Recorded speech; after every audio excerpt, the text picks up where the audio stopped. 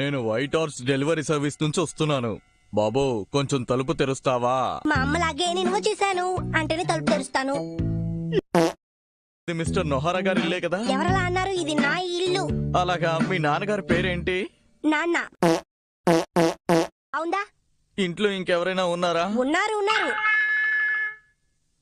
ఈయనే mister shero. Stamp. చాలా సంతోషం. ఆ స్టాంప్ తో ఇక్కడ సీల్ వేయ బాబు. ఓకే.